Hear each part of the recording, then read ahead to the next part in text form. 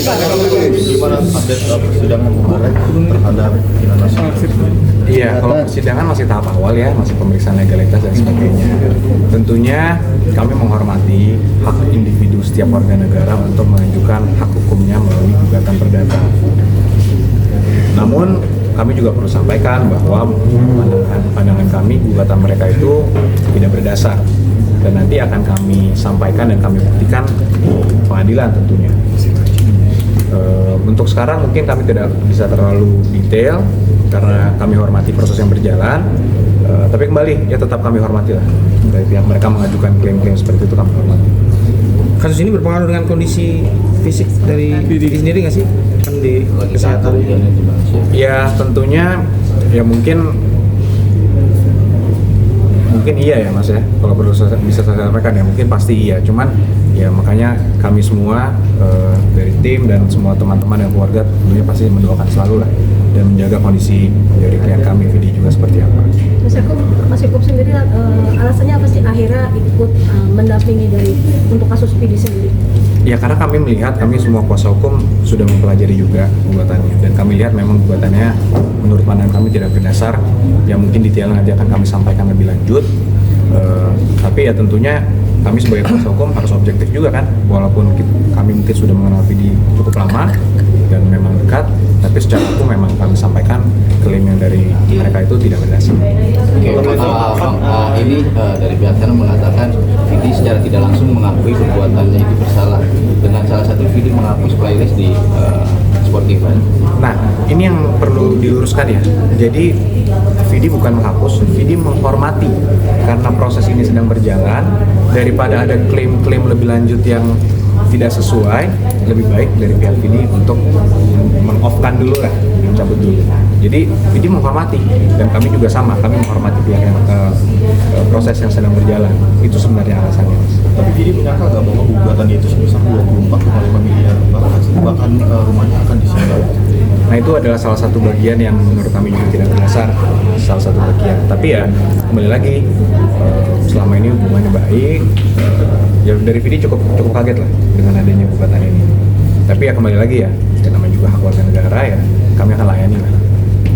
Keberatan dari Vidi sendiri mungkin dijelaskan ke Mas Yakob, maksudnya dalam arti ini kan gugatannya cukup besar, mungkin ada nanti keinginan dari Vidi apa gitu, mungkin dari minta nominalnya diturunkan atau ada mintanya restoratif justice atau seperti apa sih nantinya?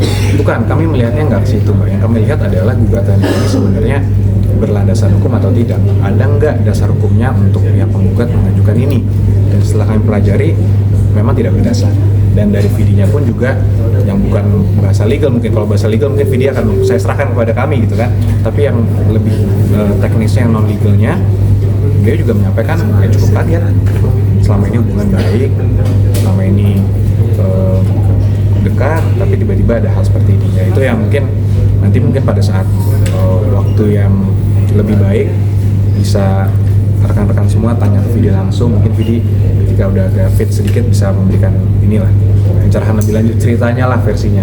Karena selama ini juga kami diam, versi Vidi belum dengar pastikan rekan-rekan seperti apa dan pasti menunggu, saya yakin. Mohon maaf mungkin selama ini Vidi juga masih belum terlalu fit untuk memberikan itu dan kami pun juga menghormati proses yang ada. Makanya selama ini kami belum terlalu banyak lah untuk memberikan statement dan sebagainya. Misalnya itu ada komunikasi antara Vidi dengan di luar persidangan nggak mungkin atau mediasi secara kekeluargaan gitu? Sejauh ini sih dari sejak gugatan masuk belum ada. Belum ada. Sudah keyakinannya juga nggak ngubungin via telepon ke Vidi? Belum ada. Untuk ke kami kuasa hukum sudah pasti belum ada.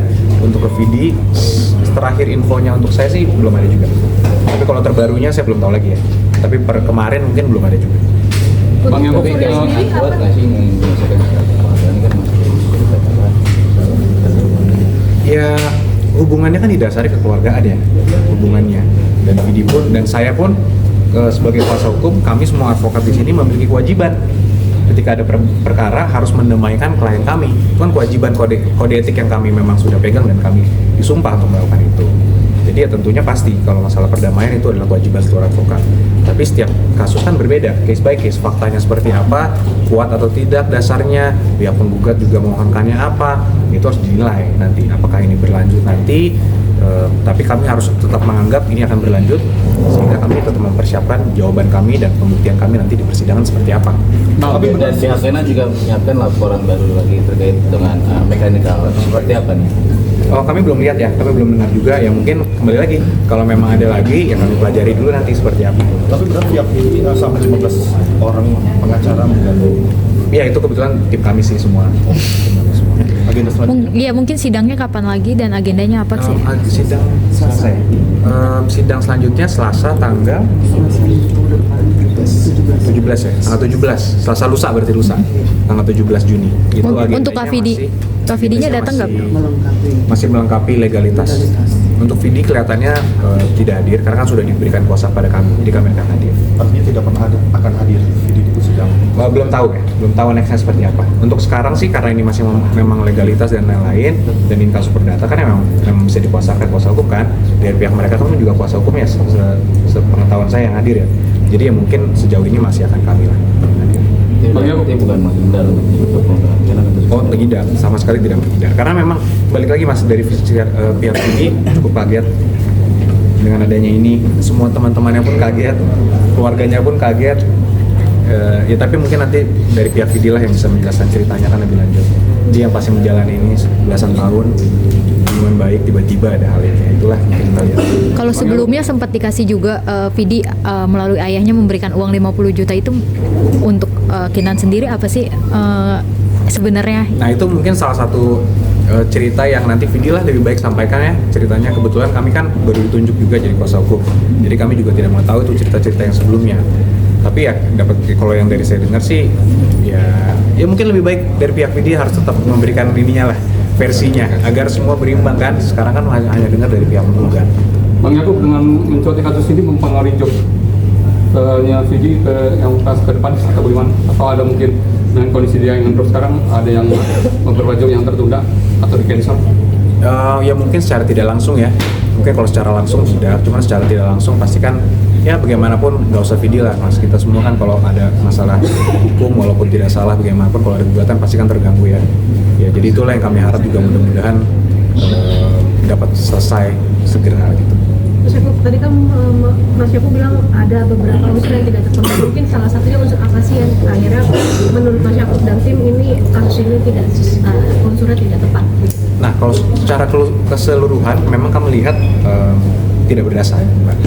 Poin-poin bagaimana tidak berdasarnya nanti mungkin kami sampaikan di jawaban kami dan pada saat persidangan lah. Nanti mungkin setelah persidangan yang sudah makin jauh nanti akan kami update juga ke rekan-rekan semua. Ini kan sudah mengaku bersalah. Mengaku bersalah kapan ya Vidi mengaku bersalah? Mengaku bahwa dia melanggar. Kapan tuh mas? Saya belum pernah dengar malah Vidi mas. Jadi mungkin saya klarifikasi ini bahwa Vidi tidak pernah ada pengakuan bersalah atau pengakuan telah melanggar dan sebagainya ya. Kembali lagi Vidi kaget dan gugatannya ini pun ketika disampaikan kepada kami kan tentunya kami harus objektif menganalisa dulu dong. Walaupun klien kami kalau itu A kami sampaikan A, kalau B kami sampaikan B. Nah ketika kami lihat memang tidak berdasar. Tapi ya kembali lagi kami tetap menghormati hak seorang individu atau dua orang para pihak penggugat untuk mengajukan gugatan ataupun klaim. Saya belum cek lagi ya. Kayaknya sih harusnya baru balik atau mungkin segera balik sih. Karena kesana kan hanya untuk treatment, kemudian balik lagi. Jadi bolak-balik nggak selama treatment berapa lama di sana semua. Oke semuanya. Terima kasih.